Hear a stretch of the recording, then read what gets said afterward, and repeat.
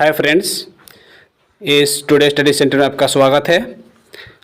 आप देख रहे हैं क्वेश्चन नंबर 1 में कि लिख रहा है कि इनमें से कौन सा संज्ञा का भेद नहीं है। तो इसमें आपका ऑप्शन नंबर 1 में दिया गया है व्यक्तिवाचक संज्ञा, नंबर 2 में है जातिवाचक संज्ञा, नंबर 3 में है कालवाचक संज्ञा और नंबर 4 में है समूहवाचक संज्ञा। तो आपका ये संज्ञा का भेद है, ये भी संज्ञा का भेद है, समूहवाचक भी संज्ञा का भेद है। इसके बाद आपका होता है भाववाचक संज्ञा और द्रव्यवाचक संज्ञा। जो संज्ञा का 5 को भेद होता है, जिसमें से 1, 2 और 1 3 दिया हुआ है और 2 बचा हुआ है जो एक भाववाचक है और एक द्रव्यवाचक है। तो वो संज्ञा जो है जातिवाचक संज्ञा का भेद है। लेकिन इसमें आपका ऑप्शन नंबर 3 में जो दे रहा है कालवाचक संज्ञा, तो ये जो है आपका संज्ञा का भेद नहीं है। उस प्रकार से आपका क्वेश्चन नंबर 2 में लिख रहा है कि यह लड़की हंसती रहती है। इस वाक्य में संज्ञा कौन सा शब्द है? इस वाक्य में संज्ञा कौन शब्द है? तो इसमें जो है आपका ऑप्शन नंबर 1 में दिया गया है हंसती, ऑप्शन नंबर 2 में दिया गया रहती है, ऑप्शन नंबर 3 में दिया गया है लड़की और ऑप्शन नंबर 4 में दिया गया है यह। तो यह जो होता है आपका यह सर्वनाम है। 4 नंबर में यह जो आपका सर्वनाम है। रहती है तो ये क्रिया है और यहाँ पर हंसती भी है तो यह क्रिया है। लेकिन लड़की है जो एक संज्ञा है, इनकी एक लड़की का नाम है। लड़की एक इंसान का नाम होता है। जो लड़की जो है आपका ये संज्ञा है। उस प्रकार से आपका क्वेश्चन नंबर जो है सो 3 में दे रहा है कि वह पुस्तक, आपका 3 में दे रहा है कि वह पुस्तक पढ़ती है। इस वाक्य में पुस्तक कौन संज्ञा है? इस वाक्य में पुस्तक कौन संज्ञा है? तो आप याद रखिएगा कि पुस्तक जो होता है वह जातिवाचक संज्ञा होता है। पुस्तक जो होता है वह जातिवाचक संज्ञा होता है, क्योंकि पुस्तक यानी कि किताब कहने से इस संसार में जितने भी किताब है उस सभी किताब जो है वो जातिवाचक होती है। तो इसमें जो है आपका देख रहे हैं कि जो पुस्तक जो लिखा हुआ है वह जातिवाचक संज्ञा होगा, क्योंकि किताब कहने से सभी किताब का बोध हो जाती है, क्योंकि चाहे वह किताब बड़ी हो या छोटी हो, छोटी क्लास के लिए हो चाहे बड़ी क्लास के लिए हो चाहे जो भी हो, लेकिन वह जो होती है सो जातिवाचक ही होती है। उस प्रकार से है सो क्वेश्चन नंबर 4 में दिया गया है कि शिक्षक वर्ग में पढ़ाते हैं। इस वाक्य में वर्ग कौन संज्ञा है? इस वाक्य में वर्ग कौन संज्ञा है? तो आप याद रखिए कि वर्ग जो होता है, तो वर्ग का मतलब होता है जिसे हम लोग इंग्लिश में क्लास बोलते हैं, जिसमें बहुत सारे बच्चे बैठ के एक साथ एक समूह में पढ़ते हैं। तो आपका यहाँ वर्ग जो होगा वो आपका समूहवाचक संज्ञा हो जाएगा। जो आपका 1 नंबर ऑप्शन सही है। नेक्स्ट आपका क्वेश्चन दिया गया है यहाँ 5 नंबर में कि वर्ग में बच्चे खेल रहे हैं। 5 नंबर क्वेश्चन में आपका दिया गया है कि बच्चे वर्ग में खेल रहे हैं। इस वाक्य में समूहवाचक संज्ञा है।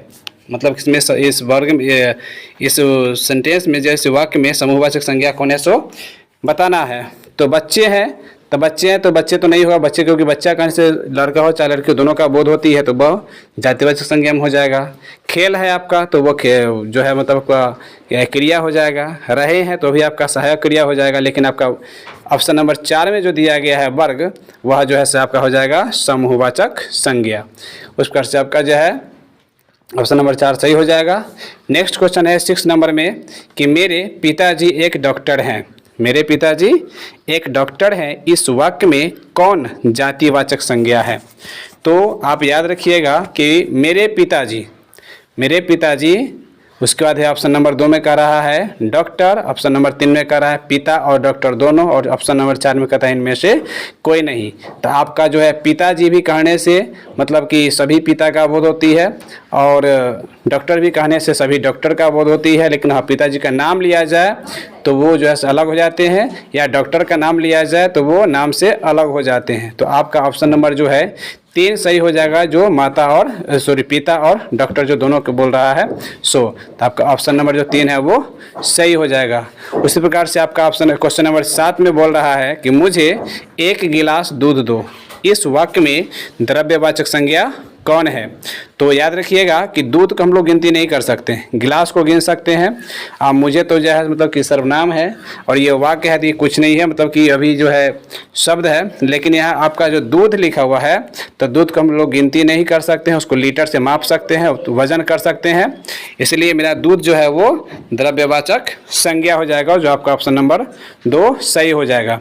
उस प्रकार से आपका क्वेश्चन नंबर जो है इसमें 8 दिया गया है, जिसमें बोल रहा है रामायण एक पुरानी कहानी है।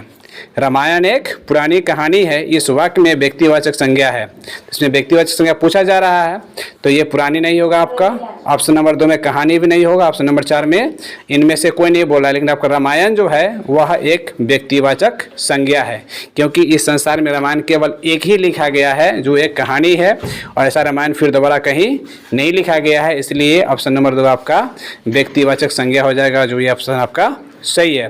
नेक्स्ट क्वेश्चन दिया गया है 9 नंबर में कि मम्मी कौन संज्ञा है, जो मैंने इससे पहले वाली वीडियो में डाल दिया था, जिसमें बहुत सारे लोग ऑप्शन में कमेंट में जवाब दिए भी थे और कुछ लोग जैसे रॉन्ग जवाब दिए थे, तो मैं इसको क्लियर करना चाहता हूँ।